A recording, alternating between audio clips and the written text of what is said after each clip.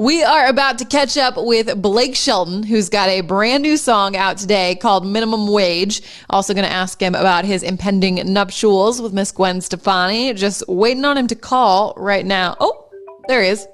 Hello. Hi, Katie. It's Blake.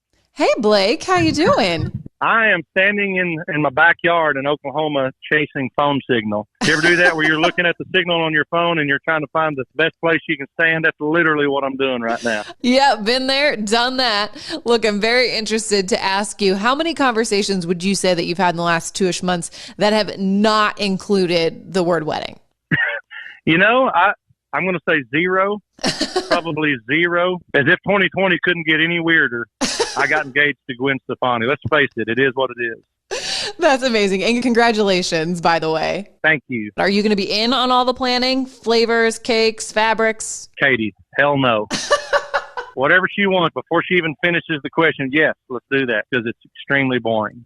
That's amazing. Let's talk about the new song, Minimum Wage. This is such a fun take on a love song. And you heard this a few years ago. What did you think when you heard it, and why did you decide to put it out now?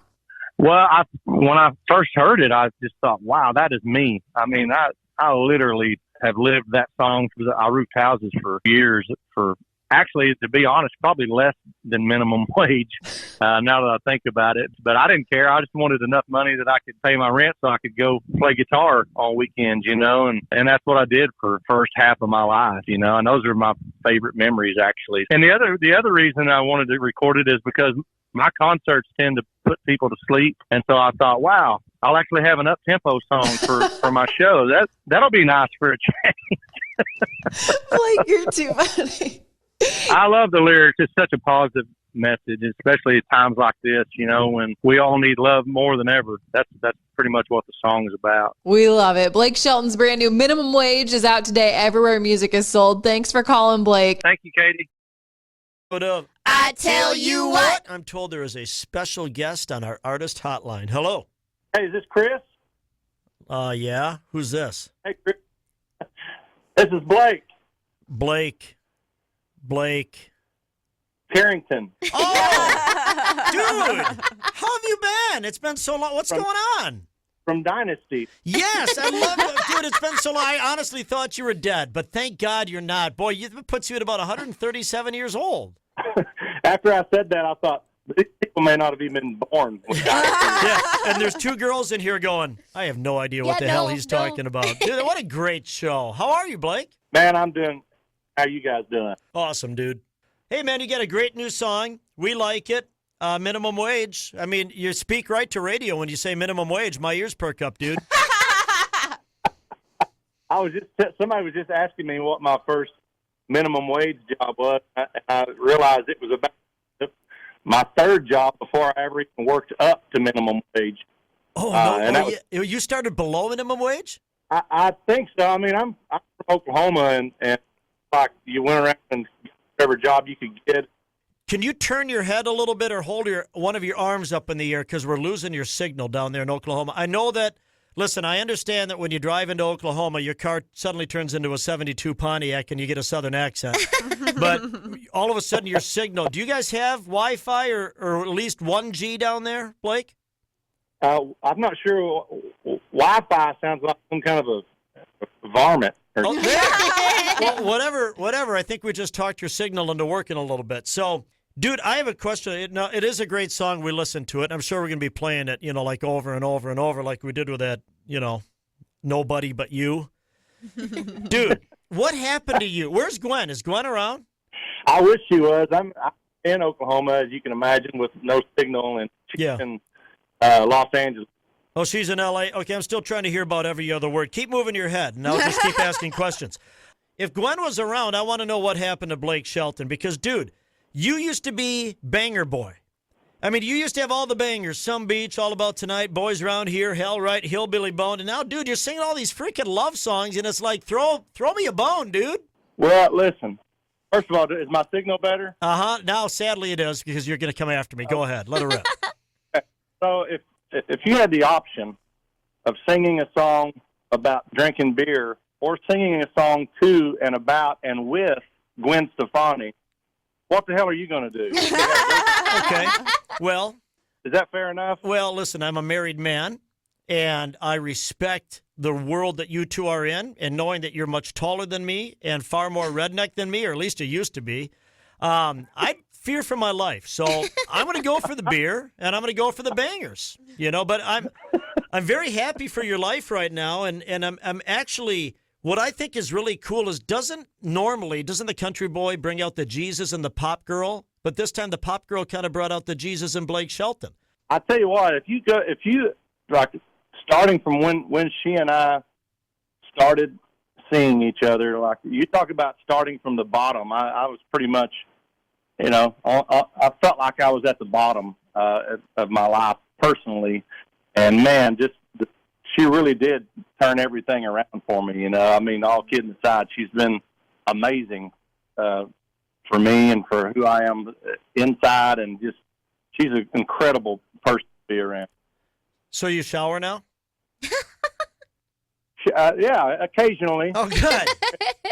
I want to know how you feel about Morgan Wallen getting all this love about his mullet, because let's be honest, you were the one who had the mullet first. Oh, dude, he's an amateur. That mullet he's got is amateur compared to you. Yes. I saw you in Vegas in 2000. I'm like, damn, look at that.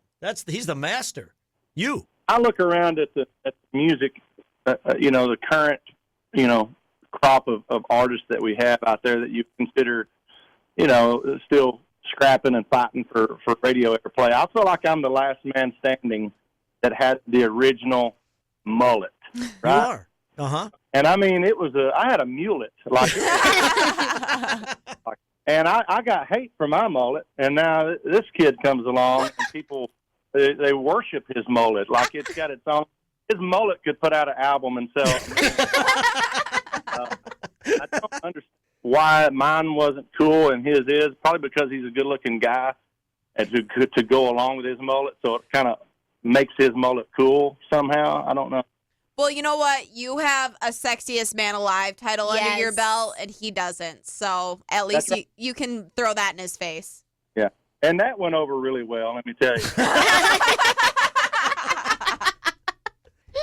Can I ask guy to guy?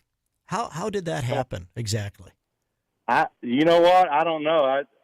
When it came out, people were convinced that there must have been like some kind of a deal or something like that. All I know is that I was on my bus at the Grand Ole Opry one night, and my manager called and he said, "Hey man, listen, you ain't gonna believe this. They want you to be in the Sexy People magazine for People magazine." I thought, oh well, they probably needed a country artist or whatever, and I'm on The Voice or whatever. And he said, "No, like you are the guy." I go, "Wait a minute, what? No, that can't be." And he's like, "Man, I'm going to go. I'll call you back." And he called back and said, "No, they want you to be like the guy." I said, "Well, there's one good thing about it. Adam Levine had been named the same thing about 2 years before that." And I thought, wow, this will steal his thunder. Best payback ever. I can at least rib him about it. He told me that it used to me until they gave it to me. Well, Blake, thank you for your time. Your phone's starting to turn into a cup and a string again down there in Oklahoma. But we love you. We're going to go play. Do you want us to play minimum wage as often as we played Nobody But You? I think if you could double that, I would appreciate it. Double that. Wow. Is that even possible? That's a lot. My God. Every freaking other record. Here's Blake and Gwen again. Son of a bitch. You got to play Blake. I'm kidding. All right. Go rip your mask off. Have some fun in Oklahoma. And thank you for chiming in on little old K102 up here in Minneapolis, Blake. We do love you and all the best to you. We're really happy about everything going on in your life. I love you guys. Don't freeze to death up there. Yeah. No promises. We'll let you know in July. Thanks, Blake. Thank you. Blake Shelton in this episode of I Tell You What. Doesn't he sound happy? Oh my gosh, He's I so love happy. him. He's so in love. So fun. Gosh, I wish the phone connection was a little better. There's only so much you could do in Oklahoma. Yeah, true. B105. Hey, is this Big Dave? Hey, is this the guy that we just heard the new song from, Minimum Wage, Blake Shelton? That's he. Hey! Blake Shelton. I got to tell you, man, I cannot believe I'm talking to People Magazine's 2017 Sexiest Man Alive on the phone here. I can't believe you're talking to Sexiest Man Alive either. Blake, congratulations, man. We just debuted the new song, Minimum Wage. It's fantastic. We all love it. Thank you, buddy. I appreciate it. I'm super excited about this record. You know, at this point in my career, it's one thing to find a song or write a song that you're super excited about, and then for me personally, it's like, oh, and it's up-tempo for my show. Perfect. I need that. Yes, it is. My concerts are putting people to sleep. I need something to wake people up. But your past two songs have had your fiance now, Gwen Stefani, on them. Did you catch any grief for not putting her on this one, or is she doing some background singing, or what? I think fans, everybody was like, okay, let's just see. Can you just try to do a song by yourself one? See if that works. Even Gwen was starting to wonder, are you just using me? You're using me to get another number one. Well, you just got your 28th number one single with Gwen there, Happy Anywhere, and congratulations on that. Thank you, man. We are beside ourselves, you know. It's been a long run, and Gwen was actually nervous. She was like, man, I don't want it to be my fault if these songs aren't hits. Like, you've had such a long run, and I'm not going, Gwen, trust me. If these songs aren't, it will have nothing to do with you.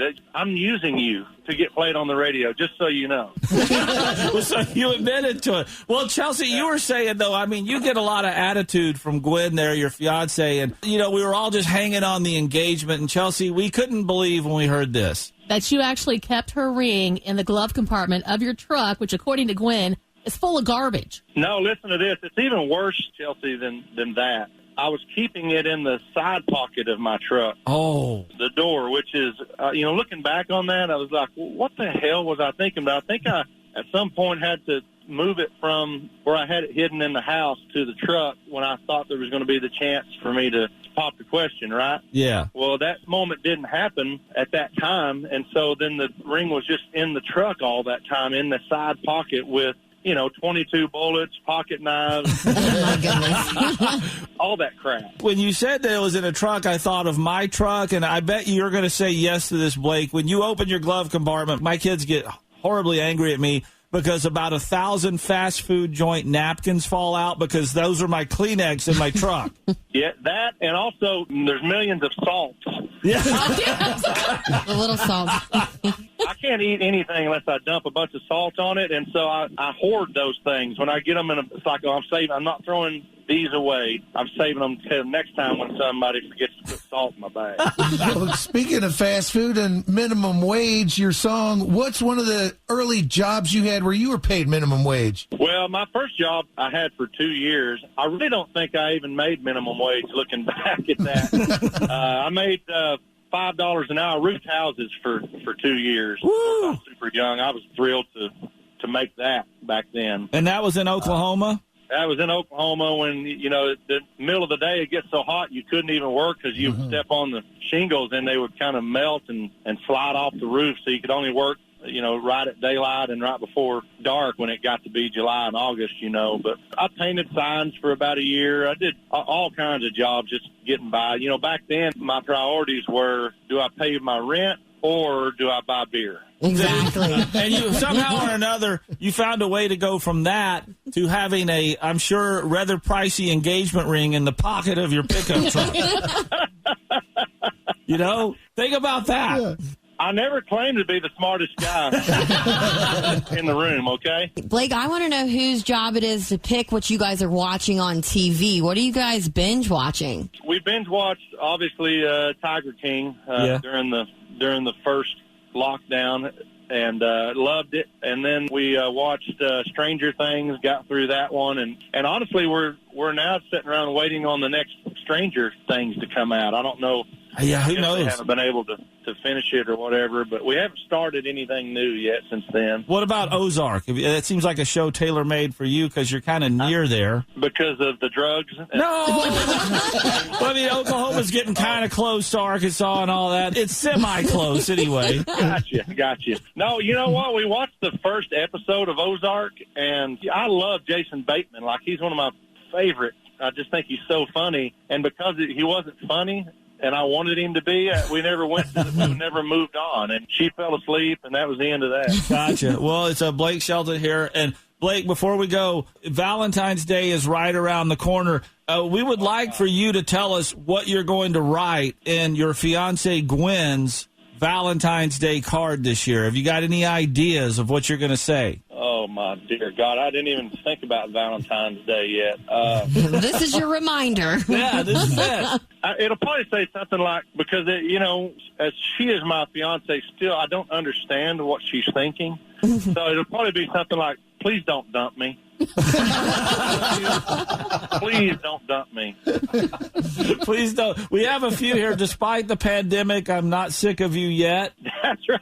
That's a good one. You know what? That's actually how I decided that maybe we should take this to the next level. We're one of the lucky couples that made it through lockdown together and didn't get sick of each other. Sure. This is one. This sounds like a song you could write. This is one 6 feet apart, but still in my heart. Oh, that's beautiful. It's also a good way to say no to your... That's right. Exactly. That is. Not tonight. 6 feet apart, 6 feet. Don't know where you've been. Blake Shelton, thank you, buddy. I know you're a busy man, but congratulations. A great new song back without Gwen Stefani on it this time, like you said. This minimum wage. It's always a pleasure to talk to you, man. We couldn't be happier for all the success you've had. It's well deserved. I really appreciate that. Thank you, guys. Have a great day, and hopefully we see you in Cincinnati soon. Let's do it. I'm ready.